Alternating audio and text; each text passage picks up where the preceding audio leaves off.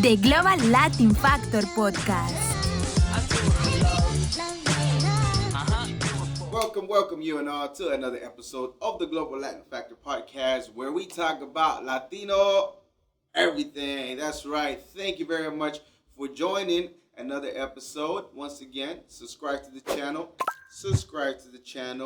Make sure you give us a comment. Hit the notification bell so you do not miss any of the episodes that we are putting out. And the new subscribers that we have, we want to say thank you very much. And if you are on audio, Apple Podcasts, Spotify, Pandora, and all the other ones that we have, we want to say thank you very much for checking us out. We appreciate it.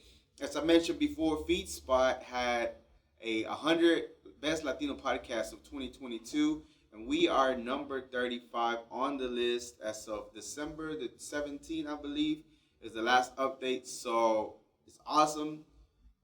I know it's a blogger's podcast, but they do a real thorough job as far as the list and the work that they put in there. They take in consideration many factors, and we're grateful that we are on the list. So again, subscribe to the YouTube channel. Go do it right now. Don't miss your opportunity. Do me a favor and do that for us. We thank you. And now we're going to get to today's episode of what we're going to be talking about. Today's episode, we are going to be talking about tequila, one of the most iconic and beloved spirits in the world. So please drink responsibly. And if you're finding yourself dependent on alcohol, please seek help. And it's a serious thing. So before we get to it, we do want to give you those kind words so you can take in consideration. But before we dive into the specifics of tequila, let's start and talk a little history lesson about tequila. If you did not know about this tequila is made from the blue agave plant. It has to be blue agave, which is a native of the area around the city of Tequila, which is about 65 kilometers northwest of Guadalajara and in the highland of Los Altos of the central Mexican state of Jalisco. So tequila is made in Jalisco. This is the only place you will find it as far as tequila. The Aztecs were the first to distill fermented drink from the agave plant, which they call pulque. And pulque, you can still consume it nowadays and find it in certain places. However, it wasn't until the 16th century that the Spaniards, conquistadors or the conquerors, came and learned how to distill pulque and made it into a more refined and more potent spirits. Now, it's crazy what happens, right? Whenever you realize that you probably brought your own liquor from the Europe, and all of a sudden you started running out, and you found some necessity to find something else. You discovered that the natives were already making some kind of a solution, and then you took the process that you had already learned or knew, and then put pulque through it and made yourself a new concoction, which was tequila, which they didn't know it was tequila at that time yet because there was no name, but it's interesting to know that that's how it came to be. Now, in the beginning, there was a different name, though. They called it first the new spirit mezcal wine. So that's what they called it first. And it quickly gained popularity throughout Mexico and beyond. So mezcal wine was the first thing. They named tequila derives from the Nahuatl word tequil, which means a place of work. So that is the Nahuatl word. The Aztecs and other indigenous people of Mexico, they used to use that term as far as the place where they actually went and harvest and work the tequila plant and get it to where it was cultivated and where it was processed, and that was what the word supposedly meant, which was pulque at that time.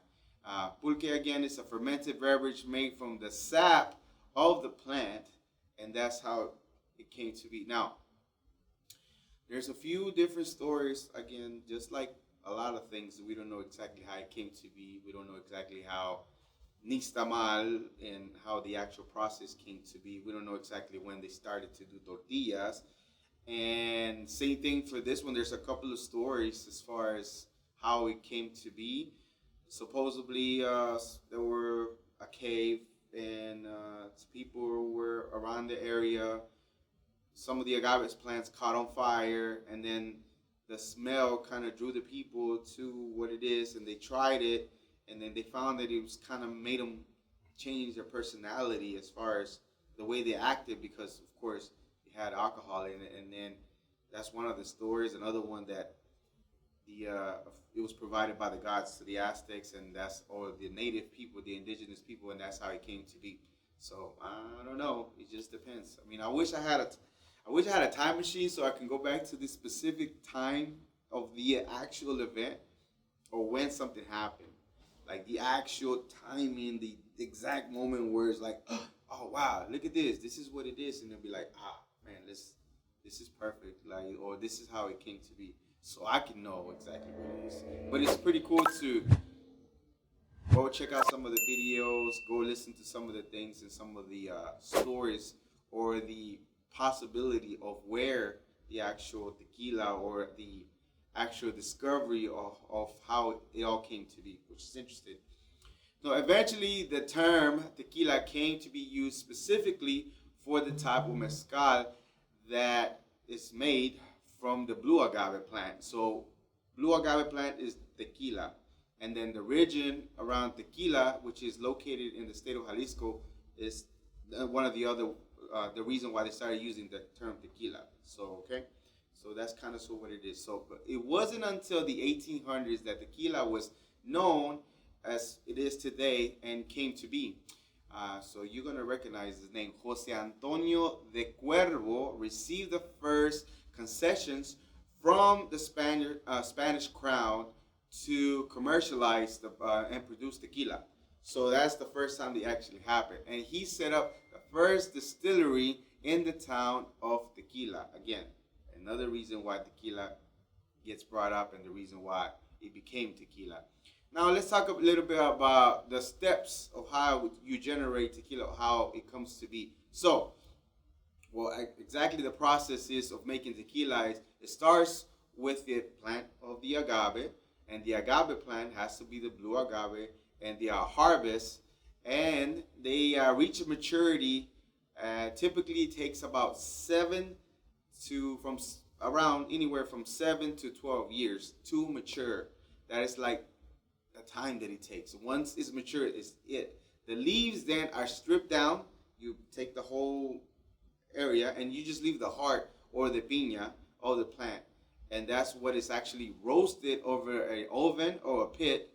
And then after that is done, that itself, it creates the starches and it makes it into a sugar. Now the next step is the piña is crushed. It's crushed, and the juice that is coming out, then after that, that is fermented and distilled.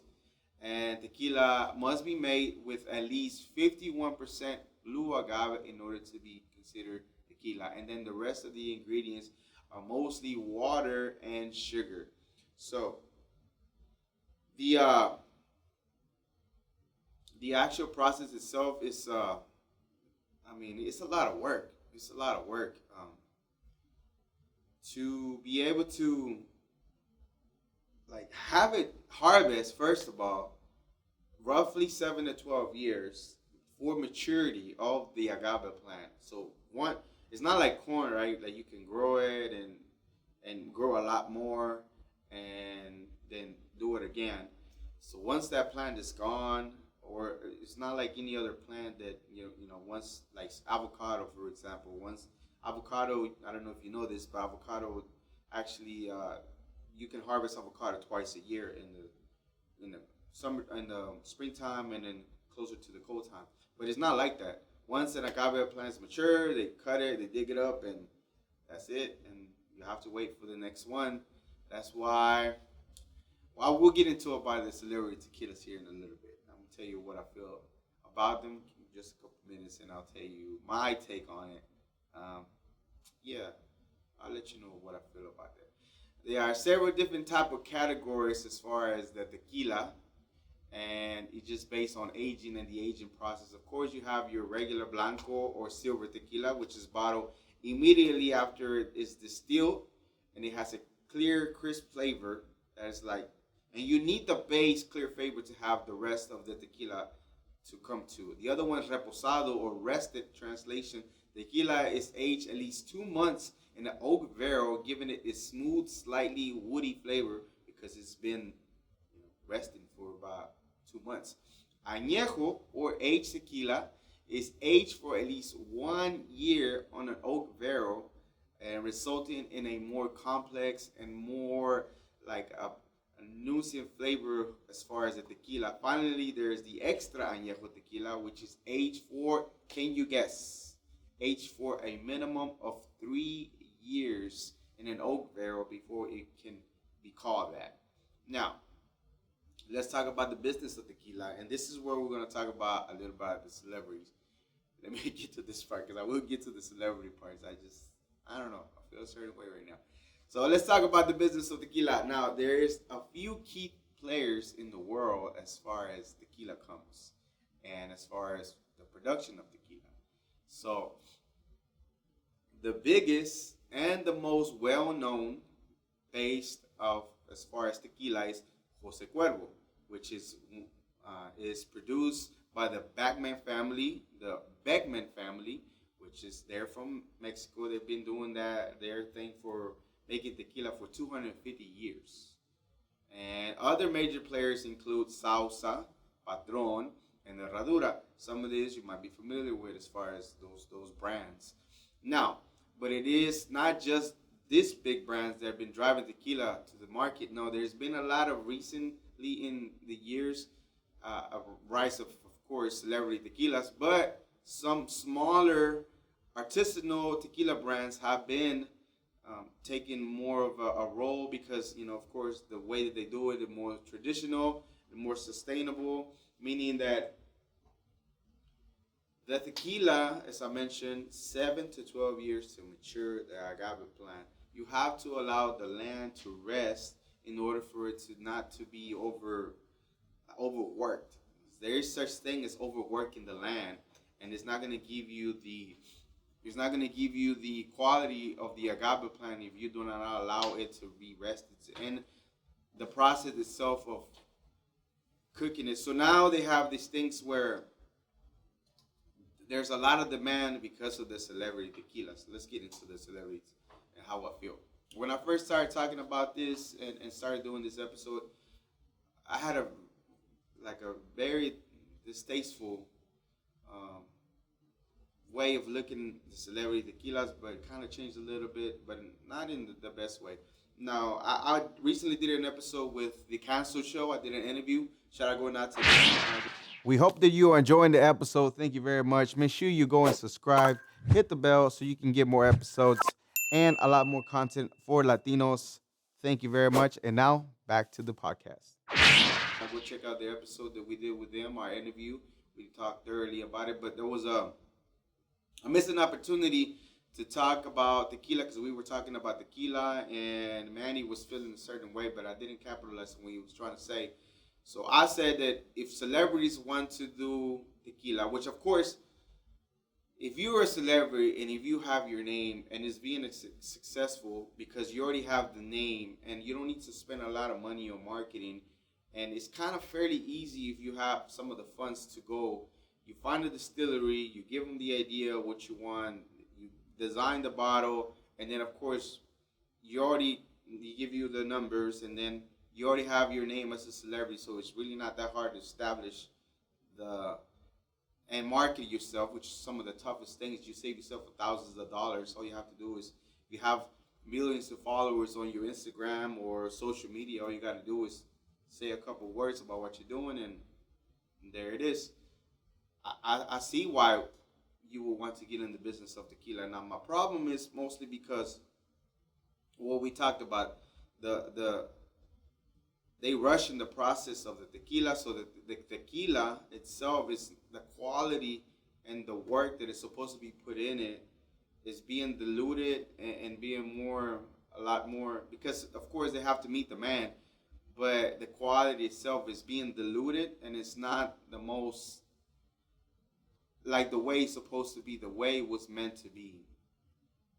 going back all the way to the Aztec. And I was telling the Manny and the Council Show and Lupe that a lot of these celebrities wouldn't know that tequila is that old, or they wouldn't know. So I would say they were required to take a course to go work as a jimador, cutting the piña, work in the ovens, and learning exactly what it is.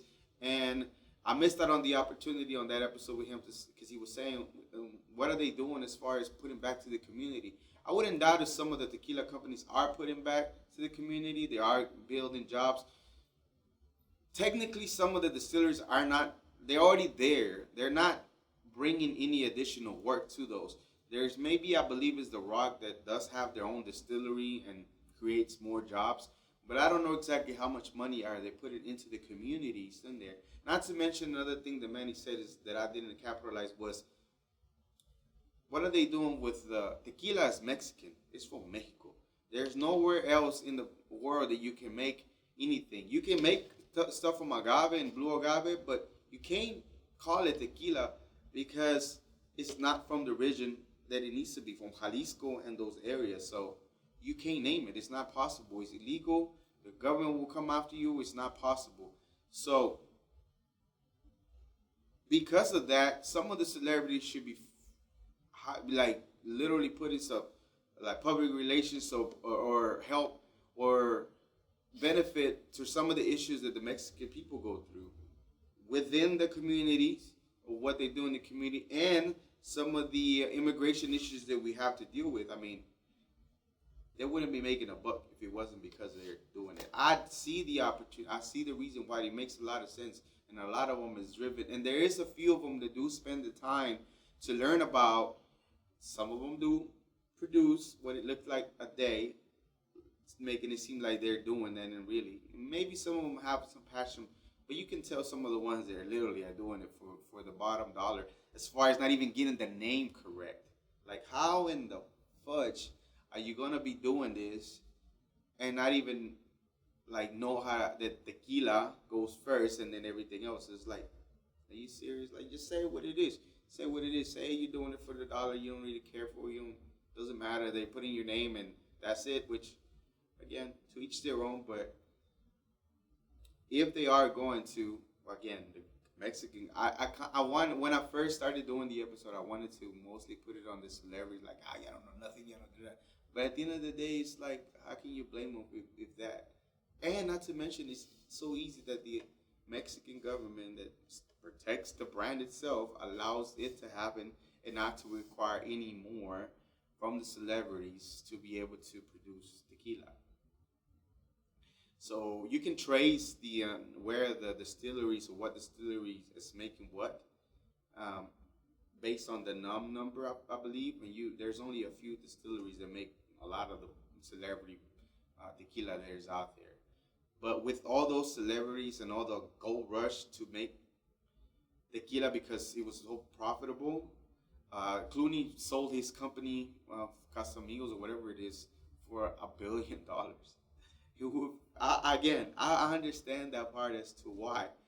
But now it created an issue with the agave is not even reaching maturity, and they're cutting the agave down before it does that. They're using pressure ovens to make the process of cooking the tequila faster, and then they doing and adding a bunch of additives that they can work the system to allow. There's like a 1% of additives that you can add it in there, or whatever the case might be, but they're working it to where it's not 1%, it's just like minor this, so you don't really have to list those things on your tequila. So that's the reason why you get those headaches whenever you're drinking tequila.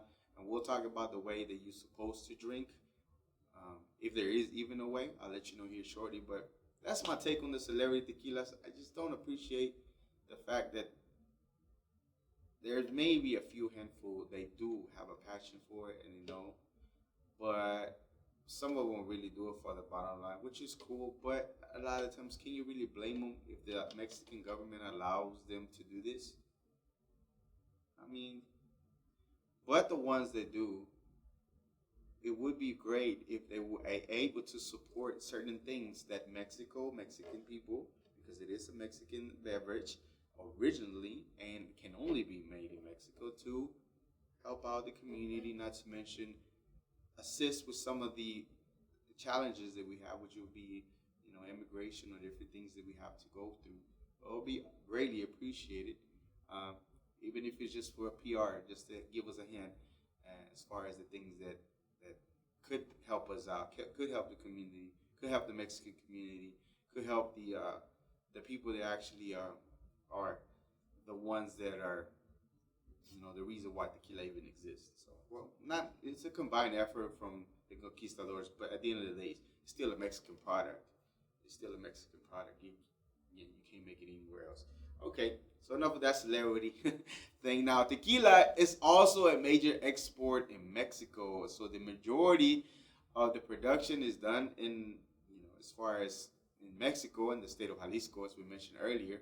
However, as far as where it reaches, man, it goes far. And I'm going to tell you all about that. In fact, according to the Tequila Regulatory Council, there are over 1,000 registered tequila producers in Mexico. That's a lot of producers. And based off some of those figures, in 2019, it sold over $1.6 billion as far as tequila. Now, tequila is enjoyed all over the world, as I mentioned earlier. The United States is the largest market. According to some of the figures that we've seen, there are over 60% of the global consumption of tequila is the United States. 60%. 60%. Tequila is exported to many countries around the world. Some of the major markets that you might be able to know, as far as the ones that are buying or we exporting to, or Mexico is exporting to: Canada, Germany, Australia, United Kingdom, France, and Japan. Also China. Again, Russia as well. Brazil. The global Latin factor. Some of the things that we do, that we contribute from the places, from the Americas, and what I mean Latin America. This is just a sampling of some of the countries that actually import tequila, and it's enjoyed all over the world. And again, it's been continuing to gain popularity and continue to, just be one of the most versatile as far as the spirits and the quality, because the things that you can do with it, in addition of being used to make tequila from blue agave plants, there are a number of uses. The leaf, as far as the agave, the leaf of the plant can be used to make rope, mats, and other products. So that's just the agave plant, not the drink. The actual plant itself, the sap, is called aguamiel. It can be harvested and consumed as a sweetener or used to make syrup and molasses. So those are some of the things, not tequila, but just the agave plant itself. That is crazy that the plant can make that. The plant, as far as the fiber, it's also called pencas. It can be roasted and grounded to make a type of flour called agave flour. So you can make agave flour out of it, which is pretty cool. And sometimes it's used as far as a gluten-free alternative than wheat flour. So it's even gluten-free, the agave flour. That's pretty crazy. In traditional Mexican medicine, the blue agave plant has been used to treat, guess what? Treat a variety of enlightenment, including skin conditions, infections, and digestive problems. So it helps with digestive problems and even have medicinal. I'm not a doctor, but that's just what they said. The plant is also used for landscaping as an ornamental plant due to its attractive appeal and appearance, and its low maintenance. You really don't need to do anything more, so it doesn't require a lot of maintenance. So some people just use it to be just decorating. So that's pretty cool. Some fun facts about tequila: it takes 10 to 12 pounds of agave to make 1 liter of tequila. 10 to 12 pounds of agave. In order for it to be labeled tequila, the spirit must be made from at least 51% blue agave and produced in the state of Jalisco or certain designated areas of the states of Guanajuato, Michoacán, Nayarit, and Tamaulipas. So you can't call it tequila unless it comes from these areas. As we mentioned earlier, 51% of tequila. Tequila warm, often found in bottles of mezcal, not tequila, is actually a larva of the Hippoptera agavis moth. It's an actual moth. And it's not found in the bottles of tequila. It's actually found in mezcal. Look, do not eat the worm. Do not eat the worm. The worm is going to win. I guarantee you that it's going to win. Do not eat the worm. The worm will win. Listen to somebody that has done it before. Please respect the worm. Don't do it. And it's actually found in mezcal, not tequila. So if you find a worm on your tequila, something funny is going on, because that's not true. I believe it was it was tequila daisy or something like that. So before margarita was margarita, it was something else, which is a tequila daisy, if I'm not mistaken. But guess how many are consuming? Another fun fact: the margarita is one of the most popular cocktails made with tequila, and was created in the 1940s in Mexico. And there's like a lot of them consumed daily. I forgot the name of it, but it was like thousands of them. Tequila is sometimes used for cooking and marinades for particularly in Mexican and Southwest cuisine, or in the U.S. as well. So it's used for marinades. Tequila has been shown to have, as I mentioned earlier, potential health benefits, including improving your digestion, as we mentioned earlier, and reducing the risk of certain types of cancer. Now, again, we're not doctors, but they're just some of the things that they have said that tequila can benefit, again, with moderation. The world's largest tequila bottle was made in 2009, and it contained 4,500 liters of tequila. It was over 10 feet tall and weighed over 4,000 pounds. That is a lot of tequila.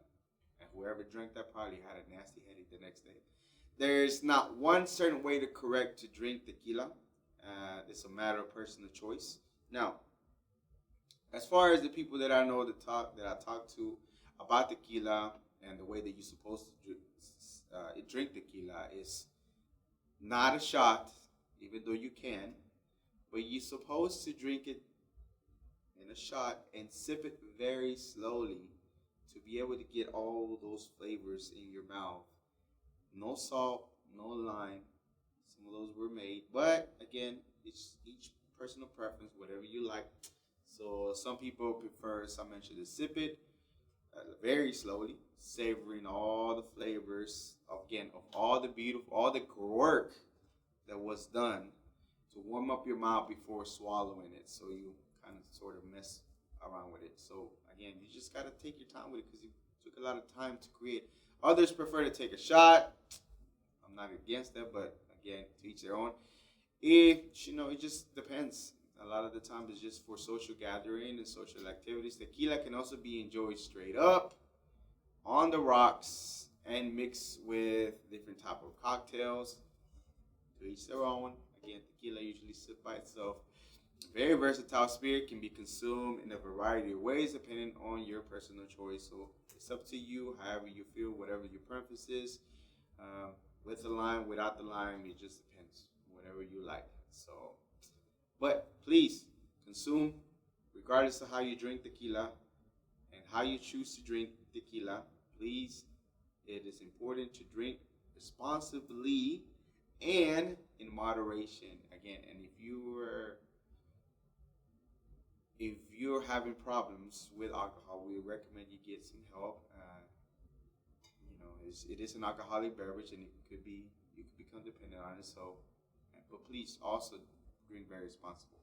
Pulque was consumed by the Aztecs for doing religious ceremonies. I don't know if you know this, and festivals, and it was also believed to have medicinal. Also, not only tequila, but pulque itself, it was believed to have medicinal purposes.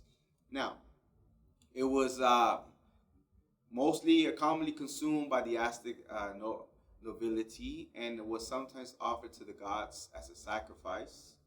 I don't know how true this is, but that's just some of the things we found online.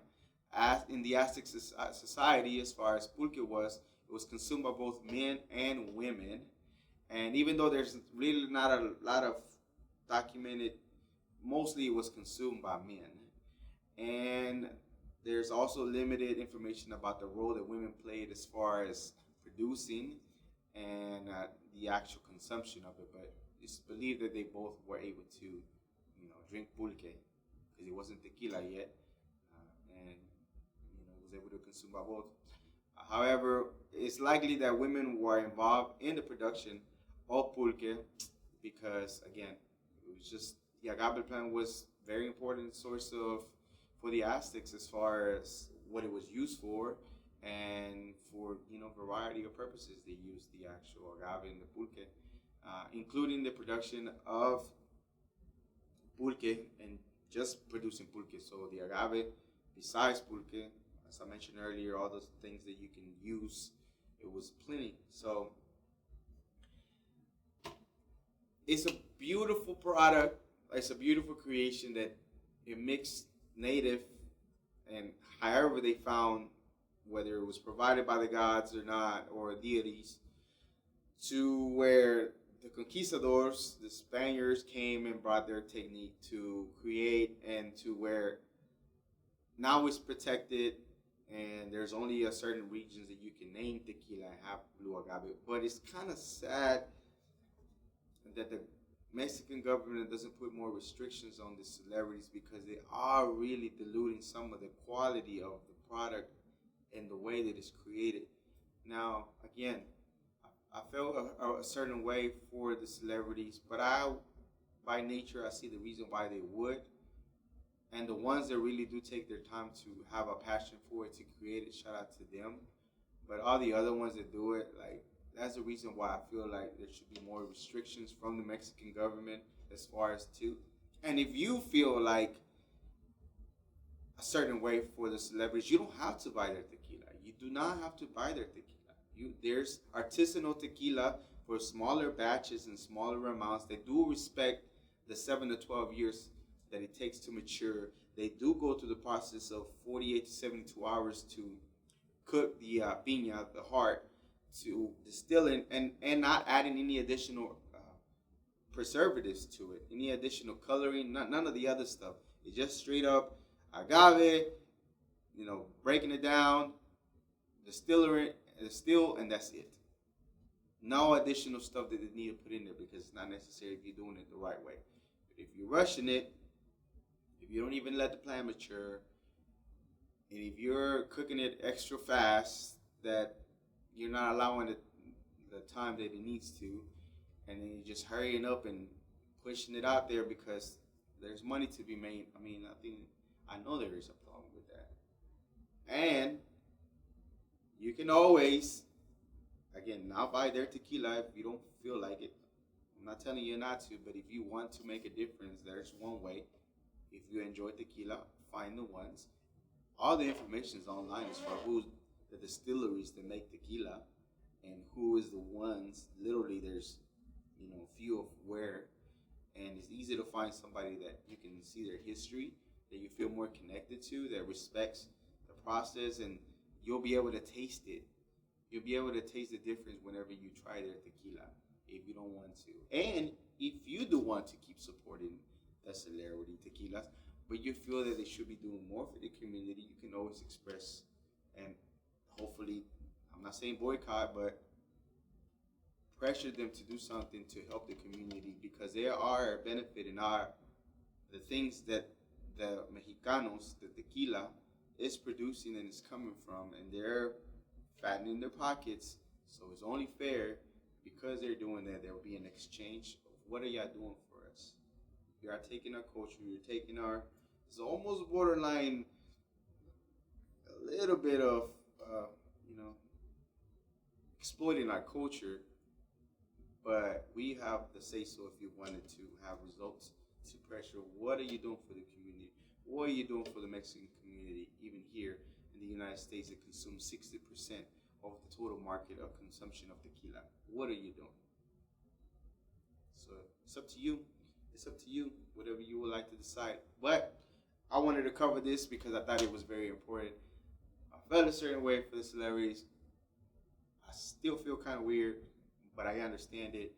But it's up to the consumer to have the power of where they want to spend their money. If you so happen to like tequila and you're proud to know that it's a Mexican thing and it will seem like forever be. I hope it doesn't, because there's always a risk. First of all, that the land can't produce any more agave plants because they're overworked. And then what's going to be the solution? Even though it's supposed to be only from Mexico, it's not far-fetched to me to think that they could possibly take it somewhere else and allow it to use that and still be able to call tequila. And it's not from Mexico anymore. I think it might be a smart possibility because there's way too many celebrities with tequila. Then again, some of them don't even know what it takes to. But I don't blame them. It seems to be easy money for them. Alrighty, this was another episode of the Global Latin Factor Podcast. Go subscribe to the channel.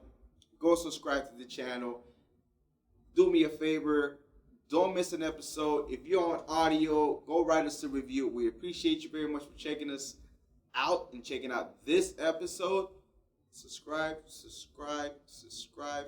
Hit the bell. Hit the notification bell. We appreciate you very much.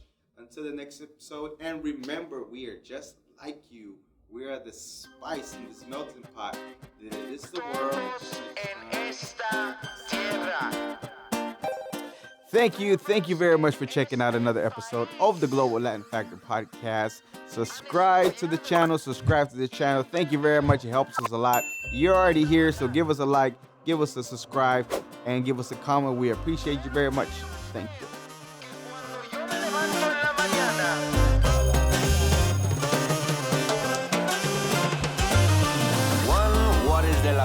Walks like a pero but in fact is a flamingo. Coming to Havana and reach from Puerto Rico. On a pirate ship, you don't know where do we go.